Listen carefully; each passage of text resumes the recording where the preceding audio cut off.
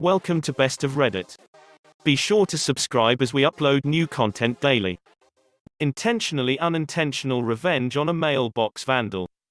This is my dad's revenge, not mine, and this happened last summer. My parents live out on a lake just outside of town. Their property extends to both sides of the road, and their mailbox is on the opposite side of the lake and the house. Over the 4 years they had lived at the property, a black SUV has knocked down their mailbox 6 times. They catch the vehicle on the security camera on the gate but get no identifying info. My dad would report it every time, but not much could be done. It was knocked over by a drunk driver once as well, but he crashed a bit further down the road, so that was the only time that my dad got reimbursed for the damage. Well, after the 7th time it was knocked down, he had had enough.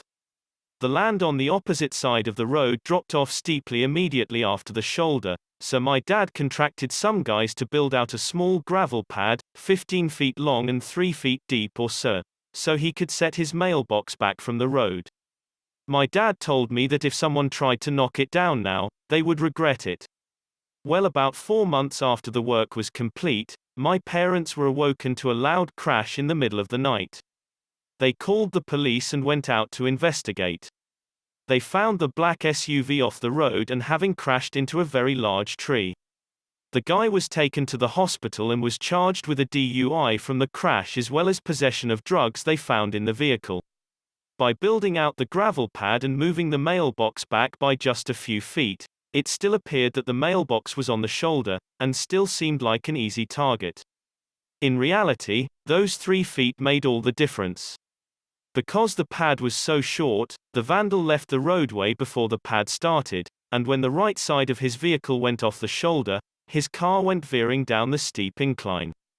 The dude was pretty badly injured, and I know my dad felt bad about this. I think this was much more effective than he had in his mind. My dad isn't the kind of person to intentionally injure someone, so I am sure he was hoping to just cause damage to a vehicle and teach a lesson that way. Up next we have another mailbox story. I posted this as a reply to someone else's mailbox story. I was informed that it should be its own post, so here it is, edited slightly for clarity. This didn't start out as a quest for vengeance. We just wanted mail delivery to our house. Vengeance came as a byproduct, but it was truly delightful nonetheless. So, mailbox story time. This happened back in 1982, for the record. My folks moved to a very rural area on a gravel road. No one had previously lived here, so it was a battle just getting mail delivery in the first place. My folks went several rounds with the local postmaster. He was somewhat enamored with his own power and very much a rules to the letter kind of guy. Every I must be dotted, every T crossed, and if there's so much as a semicolon out of place you'll have to start all over again. He seemed to have made it his personal mission to make getting mail delivery to a new address as difficult as humanly possible. Ultimately, my folks managed to fill out the paperwork to his satisfaction, and he begrudgingly allowed us to put up a box and receive mail delivery at our new home. Dad was extremely careful in the placement of our box and making absolutely certain it was the exact height, precise placement from the road, etc. to avoid annoying our local postmaster any more than we already had. There are, or at least were, very specific rules about rural mailboxes. Dad followed every single one. That first mailbox was perfect.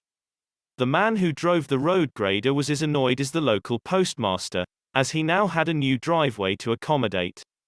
We suspect that's why he had it out for our mailbox. After the road grader had demolished 3 of our mailboxes, Dad got peeved. Previously, he'd used the most basic design, just a post in the ground with a box on top. Now, he was motivated. Dad got a hold of a 9-foot-long section of metal pipe. It's 4 inches in diameter, outer measurement, and has 3/4 inch thick walls. I have no idea what this was originally intended for. But I know how Dad used it. He dug a hole 5.5 feet deep. He welded an upside-down tripod shape, think open umbrella, to the bottom of the pole and dropped it into the 6-foot-wide hole. Each welded-on leg was about 3 feet of some kind of rebar, and there were 5 such spokes. He then dropped some huge rocks on top of the tripod shape to hold it in place. The empty spaces around the huge rocks were filled in with gravel, and he dumped sand to fill in the air gaps. Then he filled the rest of the hold in with dirt and mounted the mailbox on top of the post. 3 days after Dad installed the new mailbox, we heard the road grader coming down the road. Our house is a quarter-mile from the road, but we heard the loud clang from inside. We also heard the cursing and swearing from inside. No one went down to look until they heard the road grader drive away. When they did, the box itself was slightly dented on one side, but it was still firmly upright and functional. 3 weeks later, we received a bill from the township for a bent grader blade. It was accompanied by a letter informing us that we had caused damage to city property because our mailbox was installed incorrectly. It would need to be moved, and we were liable for a bill of a couple $1,000 worth of repairs. Here's where it becomes pro-revenge instead of petty. Recall the fact that the local postmaster was annoyed with us over our battle to get mail delivery. Mom had made a point of each time we reinstalled the mailbox, taking photographs down to the post office and having the local postmaster sign off approval of the height, placement, etc. She'd done the same with Dad's superpost and had documented, signed approval of the box dated the day before the road grader had bent his blade trying to demolish the box. She submitted copies of the invoice for the grader blade, and the letter stating that the damage was our fault because our mailbox was incorrectly placed, to the post office. She also submitted copies of the official post office approval of the box to the township. The jerk of a postmaster was also quite prideful and became furious that his authority was being called into question by some podunk township. As far as he was concerned, the township wasn't questioning my parents, they were stating that his judgment was wrong.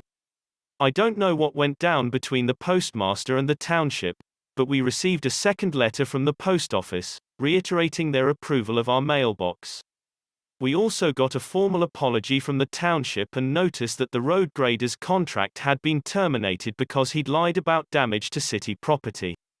It was worded with a tone that said, "Please don't sue us because a contracted employee damaged your property."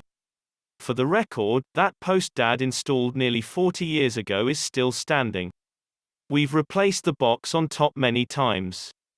That post, however, has now wrecked 2 cars and a truck in addition to that long ago road grader.